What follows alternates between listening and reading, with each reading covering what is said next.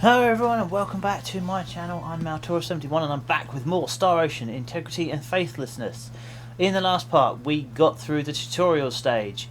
In this part we're going to carry on with the story and explore the passage in the cliffs? Yeah, passage on the cliffs. So obviously this will be your first save point other than the one that's in town. So I'm actually going to save just because that one, yeah, I need to make sure I don't save over the wrong one. Otherwise I lose the file that I was playing on my own personal time. Okay. So the areas can be quite big, but they can be quite quick to explore if you know what you're doing. This will be our first proper enemy. Once you either attack or are attacked by enemies while exploring, you will have encountered them and enter battle. To attack and initiate a battle, make sure that the enemy has the target close over its head. Then press X or circle. Pressing square will not cause your character to attack, but urge your allies to act. If you strike before an enemy notices if you strike before any enemies notice, it will be considered a preemptive strike, and your party's physical and magical attack magic attack will increase for a short period of time during that battle. If any enemies attack you to initiate an encounter, it will be considered a surprise attack, and everyone in your party will have their physical defense reduced for a short period of time during that battle. Battles will end once you've limited all enemies, and at that time you will receive an amount of the following rewards based on your performance: experience points, which you can accrue to level up; FOL, which is money which you can purchase items at the shop and such; and SP, skill points, which allow you to better your characters. By moving your character outside the blue line represented in the perimeter of battle, the escape gauge will display and begin to fill. During this time, your allies will continue to fight. Once the escape gauge is completely filled, your party can safely flee from battle. They will not, however, receive any experience or FOL for their efforts. Moreover, any enemies you killed during that battle will respawn, so make sure to be on your guard even after you escape. Occasionally, the battle perimeter will be red instead of blue. In this event, you will be not allowed to flee. This often occurs when the enemies you encountered are particularly powerful. So, in such cases, we could run from these guys, but it would be the bosses we wouldn't be able to run from.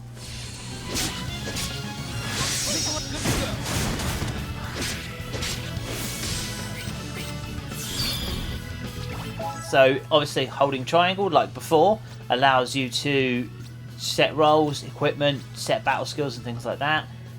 You can also then switch characters, and you can then do other things with Miki.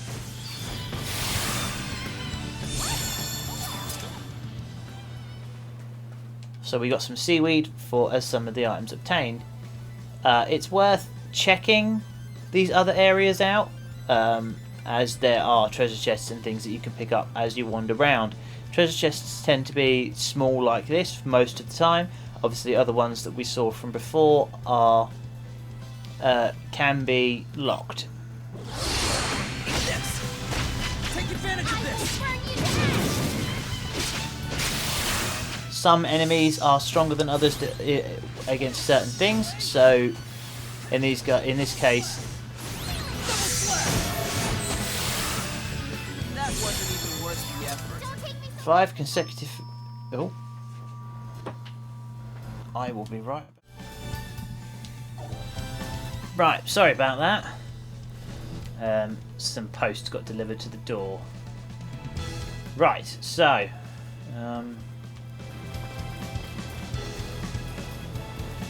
Oh no, it's there. It's the narrow. The map can be a bit tricky to see. So if you press start, you can bring it up and have a look at it properly. Oops. Obviously, keeping it zoomed out, in my opinion, is better. Here's another one of those chests that we can't do anything with. I don't know when you can do anything with those, as I never got to the point where I could open them. Show me what you got. Everybody, remember your training. Obviously, as you see there, again, having a character such as Fidel with an attack that hits both enemies is really good. He is very overpowered for this early. Oh, Fidel leveled up. I don't think Miki did though. Oh no, she did. She actually leveled up. I think she actually leveled up before Fidel. I'm not sure. Either way, they gain stat boosts from all that. I can. Can I get specialty yet? Yes, I can unlock harvesting. There we go.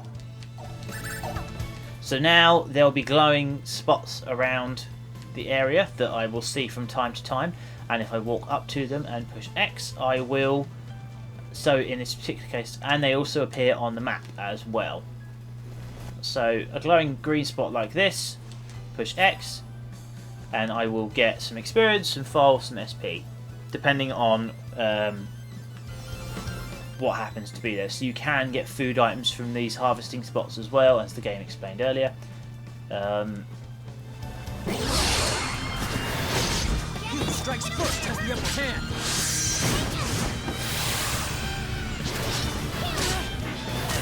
So we've had crabs, we've had marine reapers.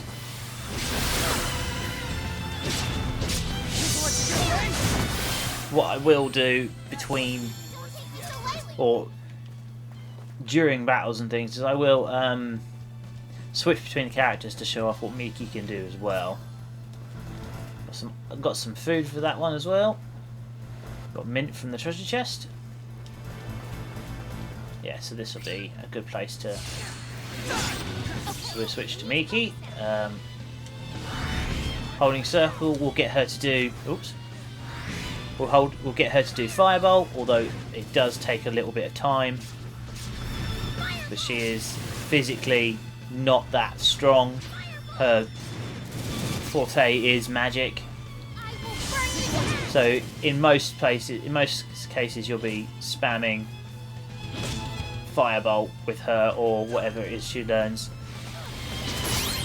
Unfortunately, if she does get interrupted, then she does I wouldn't be here without training. stop casting the spell that she's trying to cast.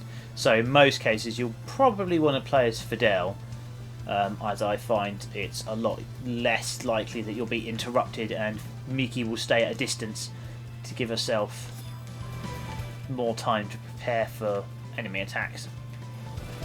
Plus, aggro is all dependent on whoever is attacking enemies. Everybody, remember your training. Mind you, if you just tap X... Oh. She'll do magic attacks from a distance. So you can just tap these buttons and they will... Miki's brute force. Over already? Oh. So going back here gets you another one of these. Some white rice. Which is handy because it's something we could have bought from the area earlier. You will see me do a lot of battles purely because they're just there, but also because it's actually quite handy to actually fight as many of these enemies as you can. The more enemies you fight, the more experience you gain. Obviously, that's, you know, like the most thing in main RPGs and things. But for this game, it's quite handy, from what I've seen so far, to actually have the extra levels.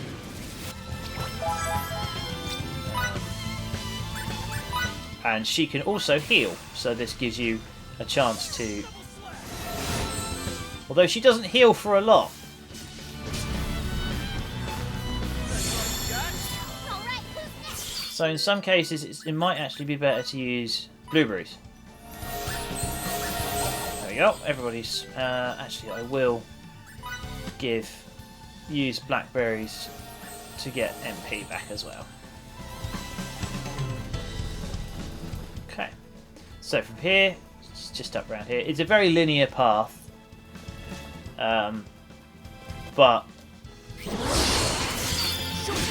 oh no, get out of there! We don't want to run.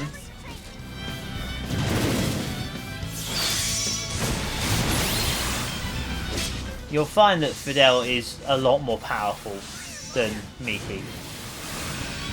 And until she actually learns some new battle skills from leveling up and things like that, she's kind of not that good. to start with. Actually, can I? Oops, no. Can I learn any battle skills with?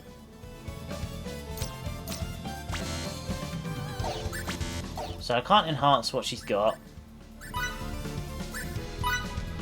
And as we've only got, we're not at the right level for it at the moment. I don't think. I think you need to be level 5. I could be wrong because I could actually. I think I could already be level 5. There we go. No, I am only level 4. So whenever the next battle comes in, will probably level me up.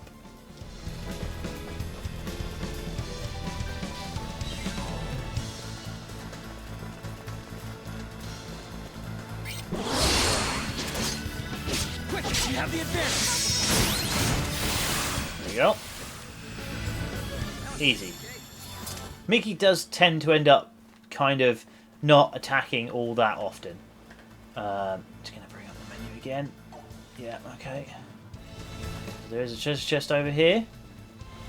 So as I said, I've played this one fairly recently. So I do know this little opening area a little bit. As I did explore it. So... Ooh, tortoises. These guys are a little bit more of a pain in the butt to fight. Actually not a bad idea to use Miki for this fight because her long range will do considerable more damage than Fidel's physical attack. Plus, at a distance, he'll keep all the aggro on him and it'll allow you to just... Oh, unfortunately he did not keep the aggro there, but yeah, she hits like 3 times with one spell. Whereas he needs to combo it to get any substantial attacks going, as it were.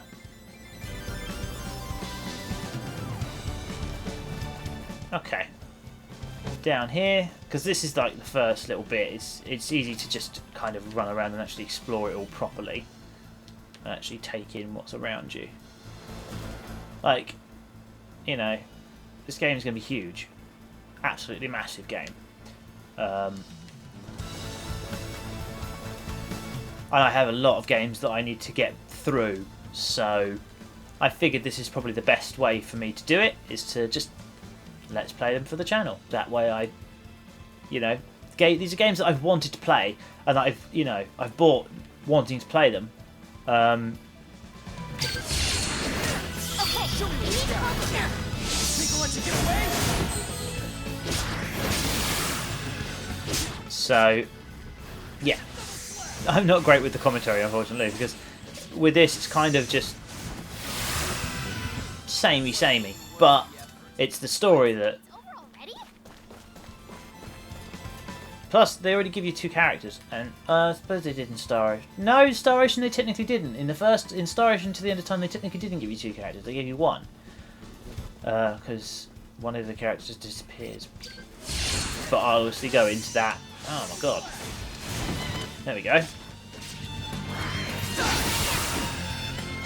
Oh, something of note that I think they did intentionally with this series is the weak attack is a couple of slashes like that, whereas the strong attack is a slash and then a kick. For anybody that's played the Star Ocean series consistently, you'll probably recognise this as kind of a staple for the main character. He will always do this. I realised as we were doing it just then that the main character of Till the End of Time does exactly the same animations, and I think it's the same for the guy in The Last Hope. Okay, Coast of Minnows. This place is a lot bigger. And actually has 2 places where you can... 2 routes you can take. Both are full to the brim with monsters and enemies and things. Or monsters and like harvesting areas and stuff you can pick up. These are kobolds. These are slightly stronger than the stuff we've been fighting up to this point. But not overly. It tends to be that you'll still really have the upper hand on these guys. it's up to you how you want to do this. In my opinion, it's actually not a bad idea to get everything that you can from these areas. Okay, we need to focus.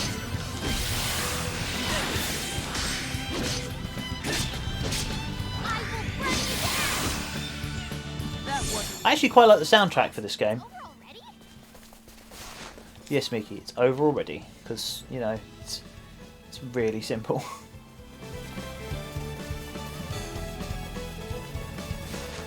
Okay. Oops, I zoomed in the camera. So, there is a boss fight coming up in this area, and when you hit a certain area, you will be forced into that boss fight. It's not overly difficult, in my opinion, but it does kind of show you that at the level you're at the moment, you can get a bit out of your depth. So you can just avoid fights if you want to by just going around the outside of enemies at a distance that they can't see you.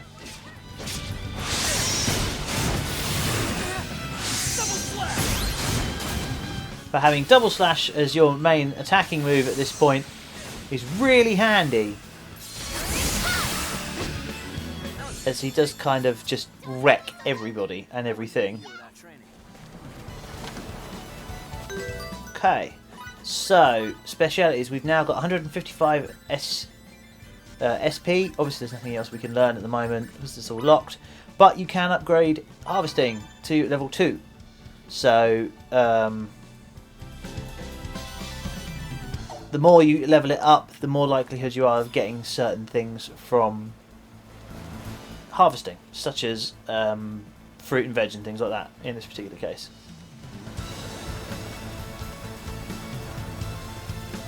So this should wield a bit better rewards, which it didn't really, but never mind. Get on with it. And the good thing about double slash is it can knock these guys over, which then does slow them down considerably. That wasn't. Okay, maybe using Miki for those things isn't really necessary. Yeah, so Miki is your magician, Fidel is your warrior, as it would be classed as.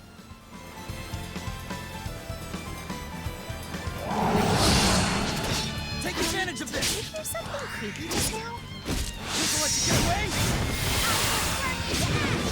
People let you get away. So there's also something that's been popping up on the... Ooh, handspun thread. There's also something that's been popping up on the screen a couple of times. I don't know if anybody else has seen it. I've kind of ignored it because I forget how to utilise it. But there's a combo bonus, and whenever you cancel that bonus, I think it increases your attack power a considerable amount. So if you cancel the bonus after like a small combo, it's 125% cancel bonus. Huge. How are we supposed to beat a walking mountain? Miki, that thing's not that big. So, this is the first boss of the game. It's basically just a big giant slime. You are forced to fight this thing. Eventually, yeah, you're forced to fight this thing. You cannot get away from it. And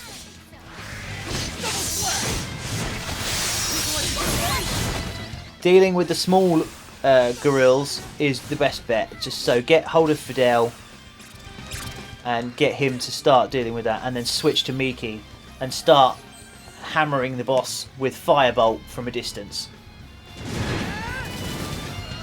So that way, and after a certain amount of skills, another guy will join the fight. Focus on the enemy. Oh, right. Yeah. So obviously you could just sit here and just spam Firebolt!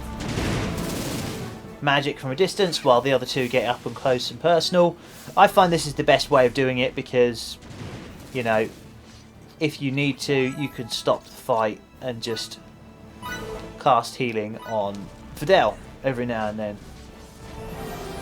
She is a little slow with her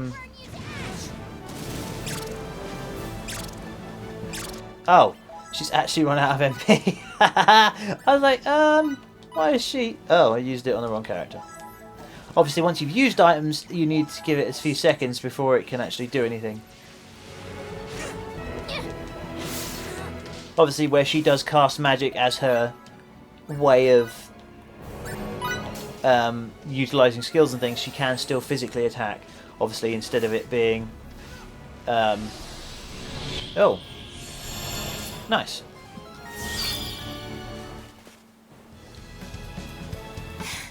We can't thank you enough for that. Long as you're safe. My name is Victor Oakville. I'm a soldier with the Rasulian army. This is Miki Savister. Nice to meet you. I'm Fidel Camuse. I teach swordsmanship in the village of Stal. Muse, I knew it. Those techniques had to be the same as Daryl's.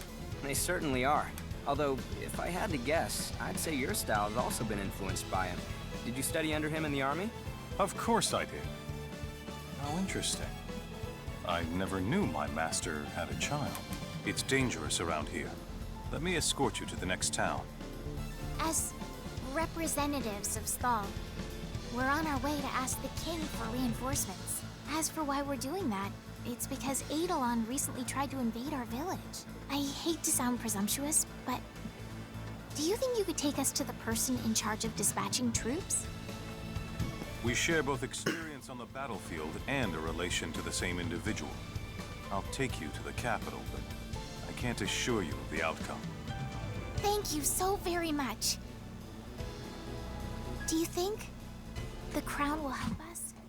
The timing is far from perfect. But if Mr. Camuse were to put in a good word... What about Old Man Camuse? Master Camuse currently works in the capital as an advisor for Rasulia's military, where he teaches the way of the sword. Within the army, his word is law. The old man's really that important now? He is. That is but one reason it would behoove you not to call him an old man in public. Save that for us. I guess that makes sense. I'll work on it. So one thing I haven't shown off at this point, just because I haven't, that entire conversation could have taken place while you were moving. So I think you could have been walking around. Basically, you could walk around and have those characters talk to each other that way. Obviously, you can then go back and check this other path and find other harvest points. It's not a very big path, in all honesty, but it's worth... I'm actually going to switch back. Actually, you can now switch to this new guy. That wasn't even worth the effort. And actually try him out. Another harvest point here. You'll find that there's a few treasure chests and things littered about, and there's a few harvest points that you can collect from this upper path that you may have missed from before. So in this case, there's a treasure chest up here. You'll find that some of the wider open areas are a lot more... There's a lot.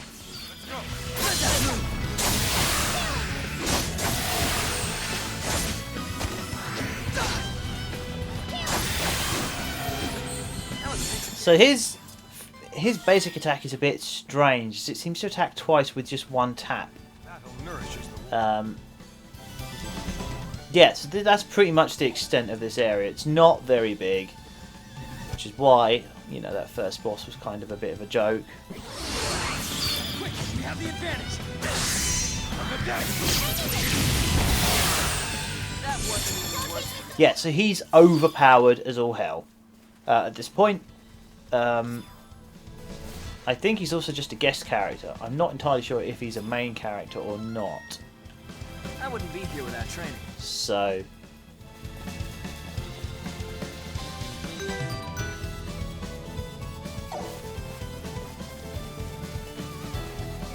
But at this, so at this point he's actually very powerful for this area. Yeah, you can't even check his stats. So he's kind of just as an added character for extras. You can control him if you want to, just to make things a lot easier for yourself. I find it's not really necessary because, you know, these guys are powerful enough on their own as it was. There was no need for him to join in and help on that fight. As it would have been handled fine. It would have just meant that Miki and Fidel would have just been, you know, I would have controlled Miki for the fight, and Fidel would have kept the aggro. I'd have kept Fidel healed and thrown firebolts at it from a distance. But with that, it's basically from here into the next area.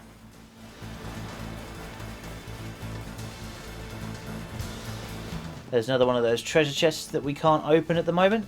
I think there's probably going to be one of these treasure chests in each area that until you have a certain skill or a key or something like that, you can't do anything with. I don't know because I've not really looked into it because I wanted to kind of play this as blind as possible. So I'll know what to do for these first few little areas, but once I've done up to a certain point, I'll have caught up to... That it is. This light, it's stunning. It's also the gateway to the neighboring country of Langdok. If we weren't on this mission, I'd love to have a more leisurely look around. My duties require that I spend the night in this town. Also, if you end up getting a bit too close, you can cause conversations to end a bit abruptly. Also, there seems to be a day and night cycle that I completely missed. But it does not appear to affect the town in any way. So this is the town of Miduk. Obviously, again, there's going to be a few places we can access right now. There's a place called Welch's Laboratory. I'll go over that eventually. But you can just go to the inn, which is straight ahead of you, which is what you need to do. But you can also just then explore the town if you want to. Yeah, but for now, I'm actually going to end the episode here. So as always, guys, if you're enjoying this Let's Play, please do give it a thumbs up. It's greatly appreciated. If you would like to see more from me in the videos I post in the future, hit the subscribe button and hit the bell button to be notified as to when I upload a video next. I'm going to try and keep this series going. Well, I'm hoping you're enjoying this series. I don't know what it's going to, I don't know how long this series is going to be or anything like that because I've not gotten too far in this game myself. And then I'm going to try and plan what I'm going to do after Final Fantasy IX walkthrough finishes. If you have any suggestions for games that I could do or that you'd like to see me do, leave them in the comments down below. I'll leave a link for this series in the description box down below along with the other two series that I've done or am doing currently depending on when this video goes up. And my social media pages will also be down in the description. I was actually going to stop the video here, but I've realised there's no save point for me to stop, so I'm going to quickly... So sorry. No, it's my fault. That was random. That was really weird. She was just there and then she suddenly just bumped into us for no reason. The Yawning Kobold. Yeah, so there's a save point around the corner. So I'm going to end the episode there. Yeah, so as always, guys, take care.